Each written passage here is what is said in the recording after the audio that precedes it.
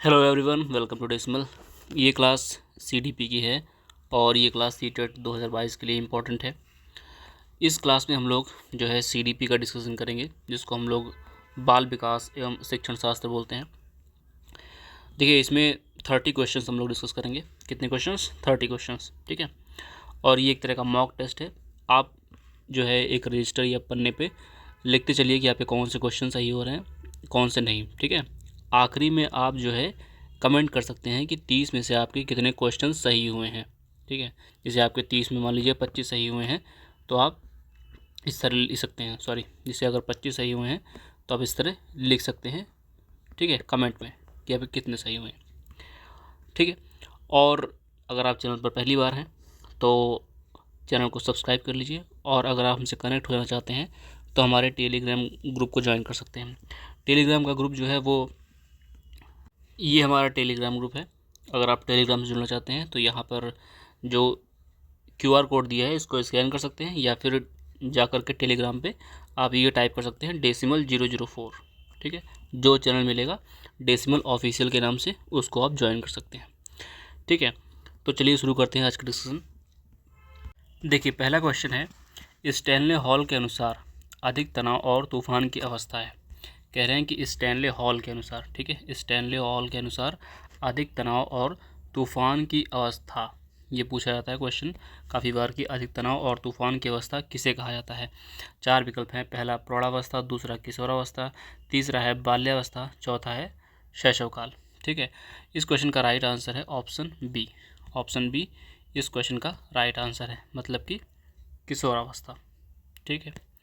अगला क्वेश्चन है, थॉर्नडाइक का कौन सा नियम सीखने में पुरस्कार और दंड के महत्व को बताता है, ठीक है।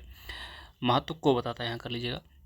पहला है प्रभाव का नियम, दूसरा है अभ्यास का नियम, तीसरा है तत्परता का नियम, और चौथा है उपरोक्त सभी।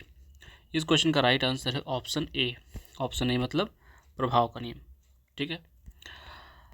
थर्ड क्वेश्चन है, 16 वर्षीय रोहन अपने आप में पृथक स्वनियंत्रित व्यक्ति की भावना को विकसित करने का प्रयास कर रहा है। वह विकसित कर रहा है, क्या विकसित कर रहा है पूछा गया है। पहला है नियमों के प्रति घृणा, दूसरा है परिपक्वता, सी है किशोरावस्थात्मक अक्कड़पन, डी है स्वायत्ता। तो इस क्वेश्चन का राइट आंसर है ऑप्शन सी। ऑप्शन सी, ठीक है। अगला क्वेश्चन है, निम्नलिखित में से कौन सा कारक बालक के व्यक्तित्व विकास को प्रभावित करता है। कह रहे हैं कौन सा कारक है बालक के व्यक्तित्व विकास को प्रभावित करता है। ध्यान दीजिए, व्यक्तित्व विकास को, ठीक है, व्यक्तित्व विकास को प्रभावित करने वाला कारक। पहला है आनुवंशिकता, बी है भौतिक वातावरण, सी है सामाजिक वातावरण, डी है उपरोक्त सभी। ये क्वेश्चन काफ़ी इंपॉर्टेंट है, कई बार पूछा जा चुका है, ठीक है, तो इसको ज़रूर जो है स्क्रीनशॉट ले लीजिए। इस क्वेश्चन का राइट आंसर है ऑप्शन डी। ऑप्शन डी मतलब उपरोक्त सभी, तो मतलब आनुवंशिकता का भी असर पड़ता है, भौतिक वातावरण का भी, सामाजिक वातावरण सभी का। अगला क्वेश्चन है, निम्नलिखित में से किसका विकास किशोरावस्था में नहीं होता है। पहला है अभिरुचियों का, दूसरा है अहम केंद्रिकता का, सी है तर्क शक्ति का, डी है प्रेक्षण की योग्यता का। तो इस क्वेश्चन का राइट आंसर है ऑप्शन बी। ऑप्शन बी मतलब अहम केंद्रिकता का। अगला क्वेश्चन है, निम्नलिखित में से कौन सा विशिष्ट बालकों का प्रकार नहीं माना जाता। पहला है साधन संपन्न बालक, बी है शारीरिक रूप से विकलांग, सी है सृजनशील बालक होगा, यहाँ पे सॉरी बालक होगा, ठीक है, बालक धीमी गति से सीखने वाला। इस क्वेश्चन का राइट आंसर है ऑप्शन ए। ऑप्शन ए साधन संपन्न बालक। अगला क्वेश्चन है, निम्नलिखित में से कौन सी शिक्षण अधिगम से संबंधित समस्या है। पहली है देखिए, पहला ऑप्शन है कक्ष में अनुशासनहीनता, बी है परीक्षा में नकल करना, सी है विषय वस्तु को समझने की समस्या, डी है कक्षा में देरी से पहुंचना। तो इस क्वेश्चन का राइट आंसर है ऑप्शन सी। ऑप्शन सी विषय वस्तु को समझने की समस्या। अगला क्वेश्चन है, निम्नलिखित में से कौन सा किसी बच्चे के सामाजिक विकास को प्रभावित करने वाला व्यक्तिगत कारक नहीं है। पहला है संवेग, दूसरा है स्वास्थ्य, तीसरा है बुद्धि, डी है मित्र मंडली। तो इस क्वेश्चन का राइट आंसर है ऑप्शन डी। ऑप्शन डी मित्र मंडली। अगला क्वेश्चन है, एक बालक पहले पूरे हाथ की, फिर उंगलियों को तथा फिर हाथ और उंगलियों को एक साथ चलाना सीखता है। यह उदाहरण वृद्धि और विकास के किस सिद्धांत को दर्शाता है?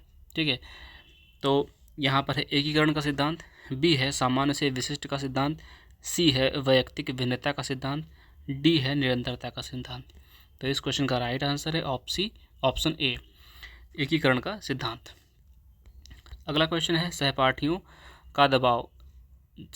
का दबाव जब सबसे अधिक प्रभाव डालता है, वह है, पहला है मध्य बाल्यावस्था में, बी है प्रारंभिक बाल्यावस्था में, सी उत्तर किशोरावस्था में, डी प्रारंभिक किशोरावस्था में। तो इस क्वेश्चन का राइट आंसर है ऑप्शन सी, उत्तर किशोरावस्था में। अभ्यास द्वारा सीखना जिसका परिमार्जन है, वह है मूल प्रवृत्ति, पहला है मूल प्रवृत्ति, बी है अंतर्नोद, सी है अभिप्रेरण, डी है व्यवहार। तो इस क्वेश्चन का राइट आंसर है ऑप्शन डी मतलब व्यवहार। अगला क्वेश्चन है, विद्यार्थियों के अच्छे मानसिक स्वास्थ्य को बनाए रखने के लिए क्या महत्वपूर्ण नहीं है? ध्यान दीजिए, कह रहे हैं क्या महत्वपूर्ण नहीं है। पहला है रुचियों में भिन्नता का ध्यान रखना, बी है व्यक्ति की स्वतंत्रता देना, सी पाठ्यक्रम का दोहराना, डी है शैक्षणिक गतिविधियों का प्रावधान। तो इस क्वेश्चन का राइट आंसर है ऑप्शन सी पाठ्यक्रम का दोहराना। ठीक है, देखिए अगला क्वेश्चन है, निम्नलिखित में से कौन सा मानसिक वृद्धि और विकास संबंधी विशेषता नहीं है? ध्यान दीजिए, कह रहे हैं मानसिक वृद्धि और विकास संबंधी विशेषता नहीं है। ठीक है, ध्यान दीजिए, नहीं पूछ रहे हैं। पहला है सहयोगात्मक अभिवृत्ति, बी है रटकर याद करने की प्रवृत्ति, सी है जिज्ञासा की प्रवृत्ति प्रचुर मात्रा में, डी है रचनात्मक प्रवृत्ति को प्रचुर मात्रा। इस क्वेश्चन का राइट आंसर ऑप्शन ए। ठीक है, ऑप्शन ए इस क्वेश्चन का राइट आंसर है, सहयोगात्मक अभिवृत्ति। अगला क्वेश्चन है, छात्रों के द्वारा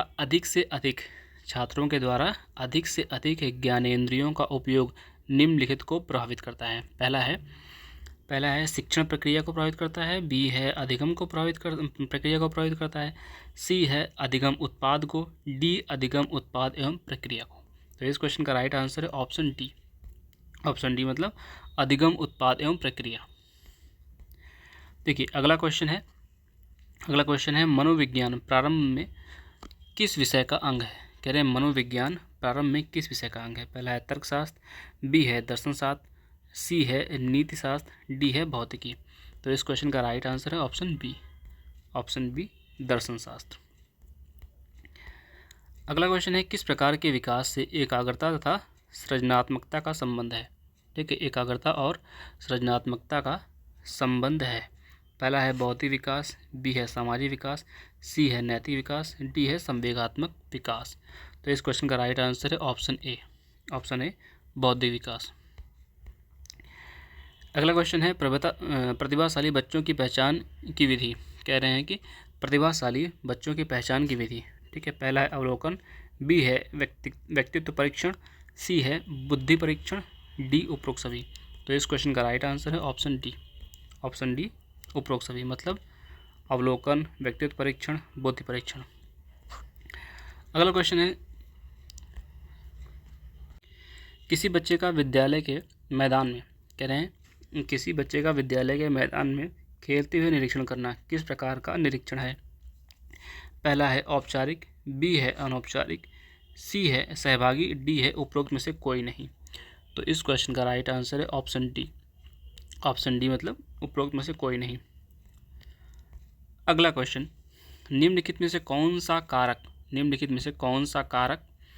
पूछ रहे हैं, कारक बच्चे की स्मृति को सुधारने में मदद नहीं करेगा। ध्यान दीजिए, नहीं जो जिसमें लिखा हो उसमें थोड़ा सा रुक जाया करिए, क्योंकि फ्लो में क्या होता है, नहीं दिखता और हम लोग जो होता है वो अलग चले जाते हैं। ठीक है, तो पेपर में भी ये चीज़ ध्यान रखिएगा, जिसमें नहीं लगा हो उसमें थोड़ा सा रुकिएगा। ठीक है, तो पहला विकल्प है ताल अथवा लय की सहायता लेना। ठीक है, फिर अगला है दोहराना और अभ्यास, फिर सी है विषय सामग्री को उचित समूह में व्यवस्थित करना, डी है अभिप्रेरित विस्मृति का सिद्धांत। तो इस क्वेश्चन का राइट आंसर है ऑप्शन ए है ताल अथवा लय की सहायता लेना। ठीक है। अगला क्वेश्चन है, यदि कोई विद्यार्थी जो है कक्षा में गलत प्रश्न पूछता है तो आप क्या करेंगे। कह रहे हैं कि यदि कोई विद्यार्थी है, बच्चा है जो गलत प्रश्न पूछता है, क्या करेंगे। विद्यार्थी को डांटेंगे, उदाहरण देकर गलती बताएंगे। सी है, अन्य विद्यार्थियों की मदद से प्रश्न को सही करेंगे। डी है, गलत प्रश्न के कारण उत्तर पर प्रभाव समझाएंगे। तो इस क्वेश्चन का राइट आंसर है ऑप्शन सी। ऑप्शन सी मतलब अन्य विद्यार्थियों की मदद से प्रश्न को सही करेंगे। ठीक है। अगला क्वेश्चन है, बच्चे की झूठ बोलने की आदत को सुधार सकते हैं। मतलब बच्चा है कोई, है ना, वो झूठ बोलता है, तो उसकी जो आदत है झूठ बोलने की, उसको कैसे सुधारेंगे। उन्हें दंड देंगे। बी है, सच बोलने वाले बच्चे को पारितोषिक देकर। सी है, सच बोलने वाले बच्चे को उदाहरण देकर बच्चे का। और डी है, झूठ के कुप्रभाव पर भाषण देकर। तो इस क्वेश्चन का राइट आंसर है ऑप्शन बी। ऑप्शन मतलब जो बच्चा सच बोल रहा है उसको एक तरह से हम रिवॉर्ड देंगे, उसको इनाम देंगे पारितोषिक देकर। ठीक है। और अगला क्वेश्चन है, रचनात्मक उत्तरों के लिए चाहिए। पहला ऑप्शन है मुक्त उत्तरीय प्रश्न। बी है सीमित उत्तर वाले प्रश्न। फिर है प्रत्यक्ष प्रश्न। डी है तथ्यपरक प्रश्न। तो इस क्वेश्चन का राइट आंसर है ऑप्शन ए। ऑप्शन ए मतलब मुक्त उत्तरीय प्रश्न। ठीक है। देखिए अगला क्वेश्चन है, निम्नलिखित में से किशोरावस्था के संदर्भ में कौन सा कथन सही नहीं है। कह रहे हैं कि निम्नलिखित में से किशोरावस्था के संदर्भ में कौन सा कथन सही नहीं है। पहला है, कई नवीन आंतरिक तथा बाह्य परिवर्तन दिखाई देते हैं। बी है, यह आयु अत्यधिक संवेगात्मक होती है।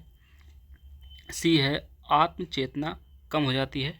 डी है, बुद्धि अपनी चरम सीमा तक पहुंचने का प्रयास करती है। तो इस क्वेश्चन का राइट आंसर है ऑप्शन सी। ऑप्शन सी मतलब आत्मचेतना कम हो जाती है। देखिए अगला क्वेश्चन है, एक शिक्षक को साधन संपन्न होना चाहिए। साधन संपन्न होना चाहिए, इसका क्या अर्थ है। उसके पास पर्याप्त धन संपन्न होना चाहिए, है ना। बी है, उसके उच्च अधिकारियों से संपर्क होने चाहिए। सी है, विद्यार्थियों के बीच उसकी अच्छी प्रतिष्ठा होनी चाहिए। डी है, उसे अपने विद्यार्थियों की समस्याओं को हल करने के लिए पर्याप्त ज्ञान होना चाहिए। तो इस क्वेश्चन का राइट आंसर है ऑप्शन डी। ऑप्शन डी मतलब उसे अपने विद्यार्थियों की समस्याओं को हल करने का पर्याप्त ज्ञान होना चाहिए। अगला क्वेश्चन है, व्यक्तित्व के संदर्भ में कौन सा कथन असत्य है। ध्यान दीजिए, असत्य पूछ रहे हैं, असत्य। ठीक है, गलत पूछ रहे हैं। पहला है, व्यक्तित्व व्यक्ति के केवल बाहरी रूप तक सीमित होता है। बी है, व्यक्तित्व अपूर्व और विशिष्ट होता है। सी है, व्यक्तित्व वंशानुक्रम और वातावरण की संयुक्त उपज है। डी है, व्यक्तित्व व्यक्ति के अर्धचेतन और अचेतन व्यवहार तक। तो इस क्वेश्चन का राइट आंसर है ऑप्शन ए। ऑप्शन ए इस क्वेश्चन का राइट आंसर है। व्यक्तित्व व्यक्ति के केवल बाहरी रूप तक सीमित होता है। अगला क्वेश्चन है, उपचारात्मक विधि का प्रयोग जिनके लिए किया जाता है वे हैं। पहला है सामान्य बच्चे। बी है समस्यात्मक बच्चे। सी है सामान्य तथा समस्यात्मक बच्चे। डी है प्रतिभाशाली बच्चे। तो यहाँ पूछा गया है उपचारात्मक विधि का प्रयोग जिनके लिए किया जाता है किस तरह के बच्चे हैं, तो होगा बी ऑप्शन। बी ऑप्शन मतलब समस्यात्मक बच्चे। ठीक है, समस्यात्मक बच्चे। अगला क्वेश्चन है, एक बालक की संज्ञानात्मक शक्तियाँ जैसे कल्पना शक्ति, बुद्धि, निर्णय लेने की क्षमता आदि का संबंध है बालक के शारीरिक विकास, सामाजिक विकास। सी है मानसिक विकास। डी है सर्वांगीण विकास। तो इस क्वेश्चन का राइट आंसर है ऑप्शन सी, मानसिक विकास। अगला क्वेश्चन है, निम्नलिखित में से कौन सा लक्षण बहिर्मुखी व्यक्तित्व का नहीं है। ध्यान दीजिए, नहीं है, कह रहे कौन सा नहीं है। पहला है दिवा स्वप्न देखने वाला। बी है नेतृत्व शक्ति। सी है मिलनसार। डी है आक्रामक स्वभाव। तो इस क्वेश्चन का राइट आंसर है ऑप्शन ए। ऑप्शन ए दिवा स्वप्न देखने वाला। ठीक है। अगला क्वेश्चन है, निम्नलिखित में से किस किस कारक का सीखने पर सबसे कम प्रभाव पड़ता है? कौन सा कारक है जिसका सीखने पर सबसे कम? आयु का, लिंग भेद का, रोग का, थकान का? तो इस क्वेश्चन का राइट आंसर है ऑप्शन बी। ठीक है, लिंग भेद का सीखने पर कोई प्रभाव नहीं। मतलब अगर कोई लड़का है, ठीक है, या फिर कोई लड़की है, तो आप ये नहीं कह सकते कि लड़के को ज़्यादा समझ में आएगा या लड़की को ज़्यादा समझ में आएगा। अगर कोई टॉपिक है तो आप ये नहीं कह सकते कि इसको ज़्यादा समझ में आएगा, ये लड़कियों को कम समझ में आएगा। ठीक है, या लड़कियों को ज़्यादा समझ में आएगा, लड़कों को कम समझ में आएगा। ठीक है, तो मतलब कोई चीज़ समझानी है तो उसका लिंग पर कोई असर, मतलब कि लिंग का कोई असर नहीं होता। मतलब है ना, कि अगर कोई मेल है या फीमेल है तो उसका इफेक्ट नहीं पड़ेगा। टॉपिक बराबर समझ में सबको आता है। ठीक है, अगला क्वेश्चन है, निम्नलिखित में से कौन सा बालक के मानसिक स्वास्थ्य पर प्रभाव डालने वाला कारक नहीं है? पहला है परिवार में गरीबी, बी है स्नेह का अभाव, सी है कक्षा में नींद आना, डी है पारिवारिक क्लेश। तो इस क्वेश्चन का राइट आंसर है ऑप्शन सी। कक्षा में अगर नींद आ रही है ना, तो कह रहे हैं कि कौन सा बालक के मानसिक स्वास्थ्य पर प्रभाव डालने वाला कारक नहीं है। तो अगर कक्षा में बच्चा सो जाता है तो उससे उसका मानसिक स्वास्थ्य पर कोई प्रभाव नहीं पड़ेगा। लेकिन अगर उसके घर में फाइनेंशियल कंडीशन ठीक नहीं है, गरीबी है, फाइनेंशियल पैसे नहीं है घर में, तो उस पर प्रभाव पड़ता है। स्नेह का अभाव होता है तो पारिवारिक क्लेश, इन सब का प्रभाव बच्चे के मस्तिष्क पर पड़ता है। लेकिन अगर बच्चा क्लास में सो जा रहा है तो उसका कोई प्रभाव नहीं पड़ेगा। ठीक है, उसको जगा के हम लोग फिर से पढ़ा देंगे। तो ये थे आज के 30 क्वेश्चंस। ठीक है, और अगर आप इस चैनल पर पहली बार हैं तो यहाँ पर आपको मैराथन वीडियो मिल जाएंगी। ठीक है, किसकी हैं, मतलब सभी सब्जेक्ट की हैं। सभी सब्जेक्ट की, जितने सब्जेक्ट सीटेट में आने सब की हैं। बताने की ज़रूरत है तो बता देता हूँ कि हिंदी की है, इंग्लिश की है, मैथ की है, साइंस जो सेकंड पेपर में आएगा उसकी है, सीडीपी की है, ठीक है, और संस्कृत की है। मतलब जितने सब्जेक्ट हैं, ठीक है ना, सब की है। तो आप मैराथन वीडियो देख सकते हैं, और वीडियो देख लेंगे तो आपका मतलब कि सिलेबस हर कवर हो जाएगा। मतलब कि 60% ज़्यादा सिलेबस कवर हो जाएगा। अगर आपने अभी तक पढ़ाई नहीं की है तो मैराथन वीडियो देख लीजिए, अब कवर हो जाएगा। ठीक है, क्योंकि अगर आपके पास टाइम नहीं है, आप कहीं जॉब करते हैं या फिर आप कोई दूसरे तरीके से तैयारी कर रहे हैं कि आपके पास टाइम नहीं मिल पाता है ना, तो आप मैराथन वीडियो देखिए, वहाँ से आपका कवर हो जाएगा। और अगर हमसे जुड़ना चाहते हैं आप टेलीग्राम ग्रुप पे, तो सबसे पहले QR कोड दिखाया था, और या फिर आप टेलीग्राम पे जाइए, वहाँ पे सर्च करिए डेसिमल 004। ठीक है, ये लिखिएगा। ठीक है, जाके टेलीग्राम पे, वहाँ पे जो चैनल खुलेगा डेसिमल ऑफिशियल के नाम से, उसको आप ज्वाइन कर सकते हैं। ठीक है, एक बार मैं QR कोड दिखा दे रहा हूँ आपको। ये है QR कोड। ठीक है, अगर इसको आप स्कैन करेंगे तो आप डायरेक्ट डेसिमल के जो चैनल है टेलीग्राम, ठीक है, वहाँ पहुँच जाएंगे। या फिर ये आप टाइप कर दीजिए डेसिमल 004। ठीक है, डेसिमल 004 टाइप करेंगे तो आपको हमारा चैनल मिल जाएगा। ठीक है, तो आज के लिए इतना ही, मिलते हैं नेक्स्ट वीडियो में। Thank you.